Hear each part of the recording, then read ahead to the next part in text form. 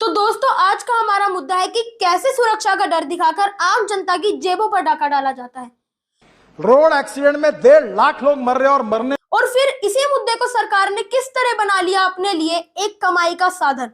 मतलब भाई साहब आपदा में भी अवसर ढूंढ ही लिया, केवल और केवल जनता पर आर्थिक बोझ बढ़ाया है।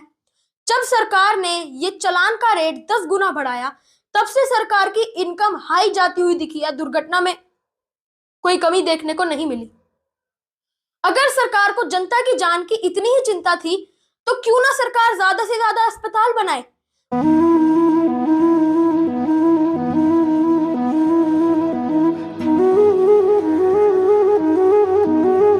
गुटखा, बीड़ी, सिगरेट, शराब पर पाबंदी लगाए। जो जीवन रक्षक दवाइयां हैं उनके रेट कम करे। ऐसा करना चाहिए सरकार को। देखो गुजरात मॉडल को देखकर पूरे देश में रखकर जब मोदी सरकार बनाई जा सकती है तो चंडीगढ़ मॉडल को क्यों नहीं रखा गया।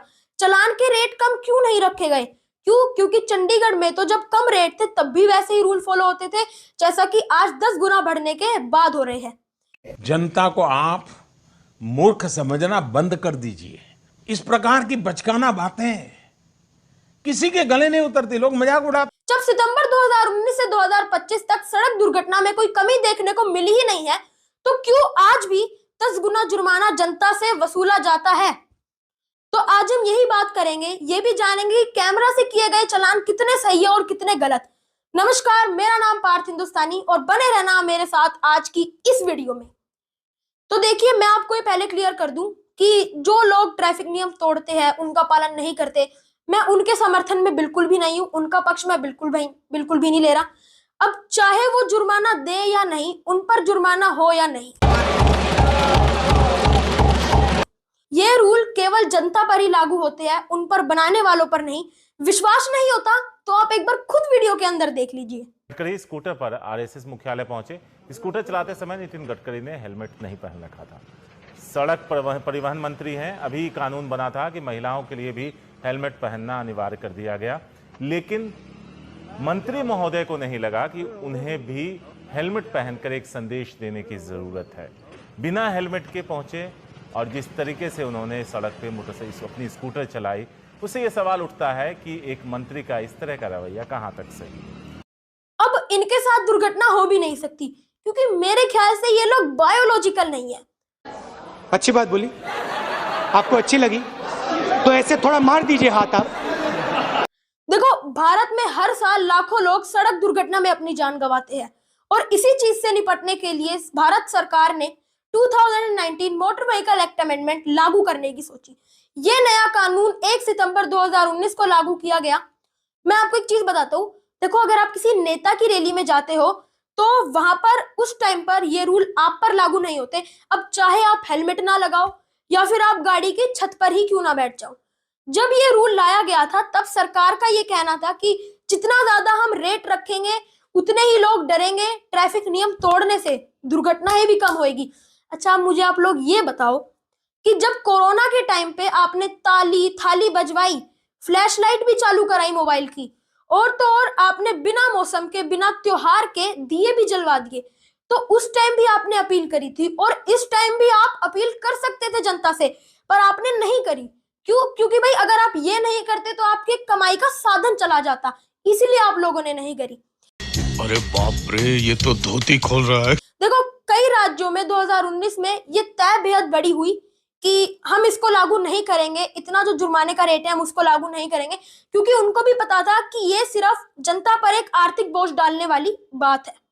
लेकिन हुआ क्या, जनता पर चालान का बोझ तो बढ़ा दिया, लेकिन दुर्घटना में क्या कमी देखने को मिली? 10 गुना चालान का रेट बढ़ाने के बाद भी क्या ही फायदा हुआ जब आप लोगों का दुर्घटनाओं पर कंट्रोल ही नहीं है। तो अब ministry of road transport and highway के रिपोर्ट के अनुसार अभी तक सिर्फ 2022 तक का ही डाटा अवेलेबल है, क्योंकि मेरे ख्याल से लोग 2025 तक डाटा डालने में डर गए, क्योंकि भाई इनको भी पता है कुछ फर्क नहीं पड़ा, दुर्घटना बस ऊपर जाती हुई ही दिखी है। मैं आपको 2022 का डाटा बता देता हूं। केंद्र शासित प्रदेशों द्वारा कुल 4,61,312 दुर्घटनाएं दर्ज हुई, जिसके अंदर 1,68,491 लोगों की मृत्यु हुई और 4,43,366 लोग घायल हुए। तो ये पिछले वर्ष की तुलना में दुर्घटनाओं में 11.9, मृतकों की संख्या में 9.4 और घायलों की संख्या में 15.3 की वृद्धि को दर्शाता है, जिसमें 2019 से 2023 तक सड़क दुर्घटनाओं में लगभग 2.74 और मृत्यु में 14.47 की वृद्धि देखने को मिलती है। PIB releases and ministry press ने रिलीज किया इसका एक समराइज डाटा जारी करा गया है, जिसमें 2019 से 2023 तक सड़क दुर्घटनाओं में लगभग 2.74% और मृत्यु में 14.47 की वृद्धि देखने को मिलती है, जिसमें सड़क दुर्घटना में मरने वाले लोगों की संख्या 2019 में जो है 1,51,113, जो कि 2023 में बढ़कर हो गई 1,72,000। अब बढ़े हुए जुर्माने के बावजूद भी सड़क सुरक्षा क्षेत्र में कुछ बदलाव देखने को मिला नहीं। 2019 से 2023 तक इन सालों में दुर्घटनाओं में 6.88% और मृत्यु में 13.82 रही। 2025 तक यदि वार्षिक वृद्धि का रुझान जारी रहा तो यहाँ पर दुर्घटनाओं में 4,90,000 से लेकर 5 लाख तक और मृत्यु में 1,75,000 से लेकर 1,80,000 तक पहुंच सकती है। यह 2019 की तुलना में मृत्यु में 15 से 19% की वृद्धि का अनुमान जारी करता है। हालांकि ये आधिकारिक डाटा अभी रिलीज नहीं हुआ, ये केवल एक रुझान दिया गया है।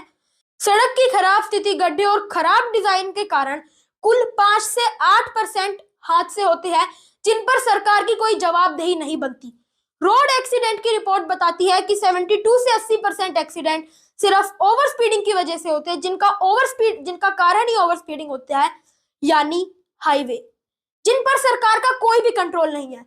क्योंकि शहरों की लोकल सड़कों पर भीड़ होती है, वहां पर लोग अच्छे से चलाते हैं गाड़ी, वहां पर गाड़ी तेज चलती नहीं है और वहीं पर ये लोग चालान काटने के लिए, मोटे मोटे चालान काटने के लिए खड़े हो जाते हैं, चाहे वो सीट बेल्ट के हो या फिर हेलमेट के हो। देखिए, हाईवे पर कोई कंट्रोल नहीं होता सरकार का और वहीं पर ज्यादा से ज्यादा दुर्घटनाएं होती है। ओवर स्पीडिंग को रोकने के लिए कैमरों पर भारी भरकम खर्चा किया जाता है ताकि उनके चालान कैमरों से काटे जा सके। नेशनल हाईवे पर स्पीड लिमिट होती है 80 किलोमीटर पर आवर की और वहीं पर हम एक्सप्रेस वे पर चले जाए तो 120 किलोमीटर पर आवर की स्पीड लिमिट होती है। जब लास्ट स्पीड ही 120 किलोमीटर पर आवर है तो गाड़ी बनाने वाली कंपनियों को क्यों नहीं कहते आप लोग कि ऐसी गाड़ियां बनाओ जो 120 से ऊपर जाए ही ना और बिना सीट बेल्ट लगाए चालू ही ना हो। उसका क्या फायदा होगा? 120 वाला पूरा सिस्टम खत्म हो जाएगा और फिर जो अपना वो होगा सीट बेल्ट का चालान, बिना सीट बेल्ट लगाए गाड़ी चालू नहीं होगी तो उससे क्या है, सीट बेल्ट के चालान भी नहीं होंगे। और कैमरे का और अच्छी तरीके से हम यूज कर सकते हैं कि जैसे कोई रॉन्ग साइड आ रहा है तो उस पर वारदात ज्यादा हो, उस पर ज्यादा फोकस किया जा सके। अच्छा, अब एक और फैक्ट्स देखो। थर्मास में चाय है और मैं 160 किलोमीटर पर चाय पीऊंगा और सेम थिंग मैंने दिल्ली मुंबई हाईवे पे भी रिपीट की। इस न्यूज के अनुसार नितिन गडकरी जी खुद लोगों को प्रोत्साहित कर रहे हैं ओवर स्पीडिंग करने के लिए। अब यहाँ पर लिमिट है 120 की और खुद गाड़ी चला रहे हैं 160 किलोमीटर पर आवर पर, तो फिर तो जनता भी कल को कह दे कि हम तो भाई रोड की क्वालिटी टेस्ट कर रहे थे। अब दिल्ली से जयपुर का सफर मात्र 2 घंटे में। दिल्ली जयपुर 2 घंटे में हो जाएगा। 2 घंटे? हाँ। दिल्ली देहरादून 2 घंटे में हो जाएगा। देखो, दिल्ली से जयपुर की दूरी है 280 से 300 किलोमीटर तक की। मतलब इसका मतलब ये है कि अगर लोग गाड़ी 140 से 150 की स्पीड पर चलाएंगे ना तो हो सकता है लोग 2 घंटे के अंदर या फिर 2 घंटे तक अपना जयपुर पहुंच जाए। अब भाई देखो, ट्रक और बड़ी गाड़ियों की लिमिट है 80 किलोमीटर पर आवर की और जो हमारी नॉर्मल गाड़ी होती है उनकी जो लिमिट है वो है 120 किलोमीटर पर आवर की। मतलब 120 से ऊपर की तो आप ओवर स्पीडिंग समझ गए और ओवर स्पीडिंग के कारण tyre blow out, brake fail, accident का रिस्क ज्यादा बना रहता है, गाड़ी अनबैलेंस होने का भी जो है अपना रिस्क ज्यादा बना रहता है। तो इसलिए वही ओवर स्पीडिंग भी इसका एक बहुत एक बड़ा फैक्टर है। नीरव मोदी और माल्या जैसे लोग आसानी से देश छोड़कर भाग जाते हैं और पकड़ा हो जाता है जो गलती से अपने गाड़ी या बाइक के कागज घर भूल जाता है। आगे तो आप लोग समझदार हो ही। ज्यादातर दुर्घटनाएं और मौत होती है हाईवे पर और ये चालान काटते हैं लोकल शहरों में, लोकल सड़कों पर जहां पर गाड़ी 20 से 30 किलोमीटर पर आवर की स्पीड से चलती है। भाई अब ये लोकल खड़े हो जाते हैं, गलियों के बाहर खड़े हो जाते हैं चालान काटने के लिए। भाई जहां ज्यादा जरूरत है ना निगरानी की, वहां पर ज्यादा निगरानी बढ़ाओ, जो कि है हाईवेज, वहां पर ज्यादा जरूरत है, तो भाई वहां पर निगरानी बढ़ाओ ना ज्यादा। जो लोग पुलिस से बच जाते हैं उनके चालान कैमरों से काट दिए जाते हैं। अब भाई कैमरे से मुझे एक चीज याद आई, देखो मान लो आप शहर के अंदर अच्छे से रूल फॉलो करते हुए चल रहे हो, कोई दिक्कत नहीं आ रही है बीच में, उसी टाइम आपकी बहन, बेटी, माता पिता, किसी का फोन आया या फिर कोई बीमार व्यक्ति मिला और इमरजेंसी है और उन्हें कहीं अर्जेंट ले जाना है, तो क्या आप पहले उन्हें ये कहोगे कि पहले आप एक नया हेलमेट खरीदो, मैं फिर आपको अपने साथ लेके जाऊंगा, या फिर आप अभी रुको मैं घर से हेलमेट लेके आता हूँ फिर हम दोनों एक साथ चलेंगे, या फिर आप उन्हें ये कहोगे कि अच्छा आप टैक्सी से आ जाना? ऐसा तो आप उन्हें कहोगे नहीं, उन्हें आप अपने साथ लेके जाओगे इमरजेंसी में, और वहीं पर आपका कैमरे से चालान कट जाएगा कि पीछे वाले ने हेलमेट नहीं पहन रखा। देखो कैमरे का यूज करो पर वहां करो जहां पर ज्यादा जरूरत है। जैसे अब मान लो कोई रॉन्ग साइड गाड़ी ला रहा है या फिर रॉन्ग साइड वो ड्राइविंग कर रहा है, तो उस पर ज्यादा फोकस करो, क्योंकि उन्हीं की वजह से दुर्घटनाओं के जो चांस होते हैं वो बढ़ जाते हैं। अगर लोग ट्रैफिक नियम तोड़ते हैं तो वो जनता की जिम्मेदारी है और वो उनकी जिम्मेदारी होनी भी चाहिए, लेकिन जहां सड़क खराब है, सड़क पर गड्ढे है, खराब डिजाइन, खराब इंजीनियरिंग के कारण हादसे होते हैं, वहां कौन जिम्मेदार होगा? वहां सब चुप, कोई जवाब देने वाला नहीं, कोई पूछने वाला नहीं, वहां की उनकी जवाबदेही तो फिर वहां पर खत्म ही हो गई।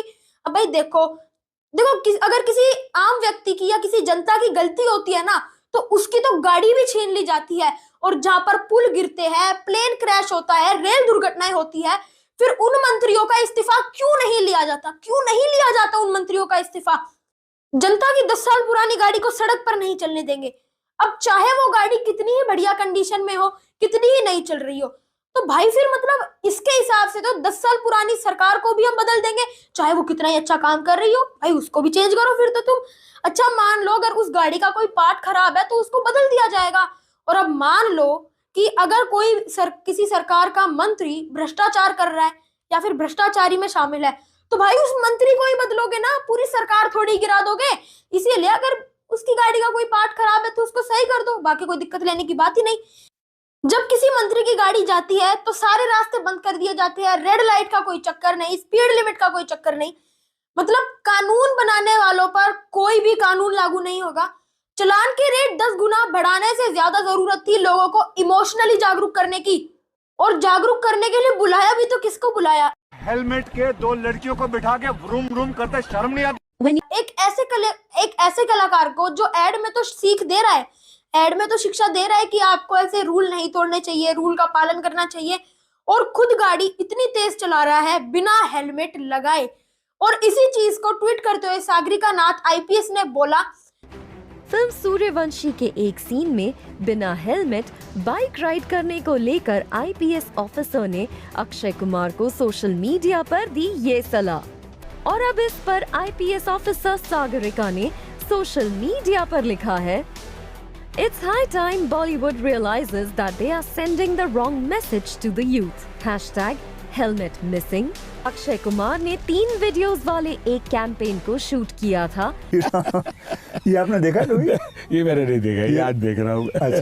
कि आप इतनी अच्छी सीख देते हो, और ऐसे ही कई बड़े पुलिस अधिकारियों ने भी इस चीज के ऊपर कमेंट किया, शेयर करा और इसी चीज को रीट्वीट भी करा।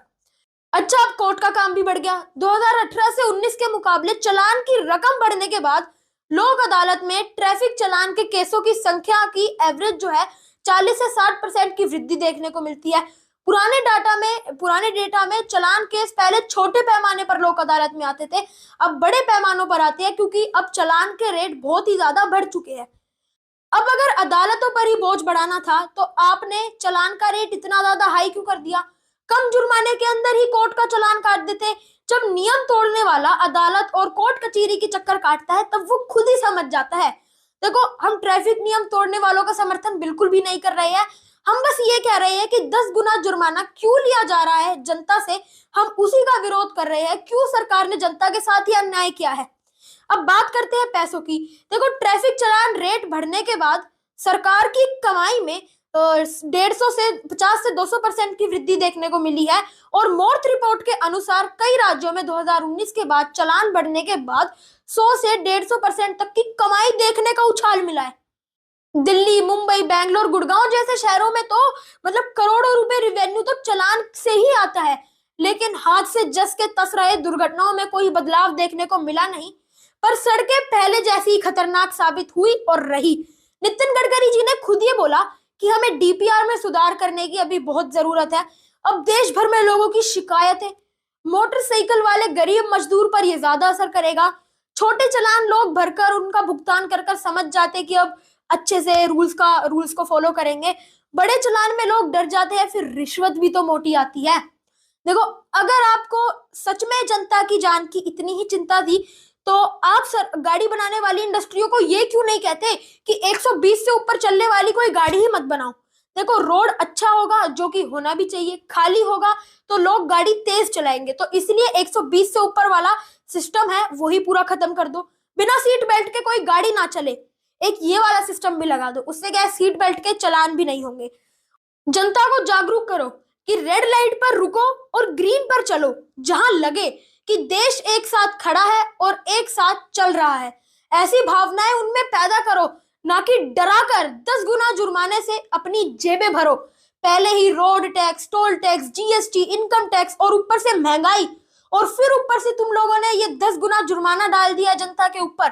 क्या ये सही बात है?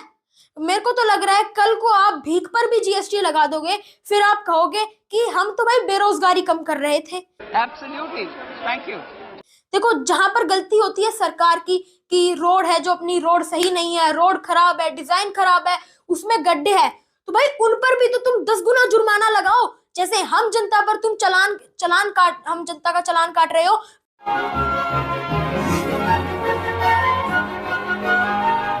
वैसे ही तुम सरकार का भी चालान काटो। और मेरे ख्याल से तो जो कैमरा में पुलिस आती होगी ना, ये उसको भी बाईपास कर देते होंगे, पुलिस स्टाफ को बाईपास कर देते होंगे।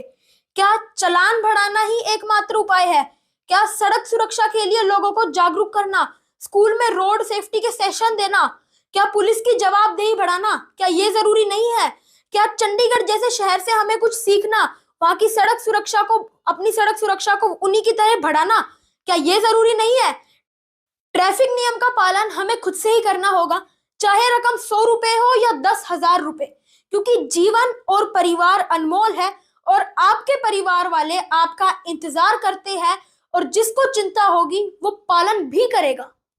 हमारा मकसद वीडियो बनाने का केवल इतना ही है कि जिस उद्देश्य के लिए ट्रैफिक चालान के रेट 10 गुना बढ़ाए गए थे, अगर वो समस्या 2019 से लेकर 2025 तक हल नहीं हुई, सड़क दुर्घटनाओं में कमी देखने को नहीं मिली, तो चालान का आर्थिक बोझ जनता पर ना डाला जाए।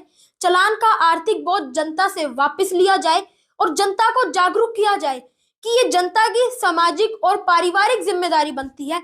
हेलमेट पुलिस को देखकर नहीं, अपने परिवार को देखकर पहने, गाड़ी धीरे चलाए, शराब पीकर गाड़ी ना चलाए, क्योंकि पुलिस और परिवार दोनों ही आपका इंतजार कर रही होती है, और परिवार आपका और दूसरे का दोनों का ही अनमोल होता है। मुझे ये उम्मीद है मेरा ये सवाल हर जिम्मेदार नागरिक तक पहुंचेगा। आपको मेरी बात सही लगे तो इस वीडियो को शेयर कर देना, लाइक कर देना, हमारे चैनल को सब्सक्राइब कर देना, ताकि हम सब मिलकर सेफ इंडिया और स्मार्ट इंडिया बना सके। धन्यवाद।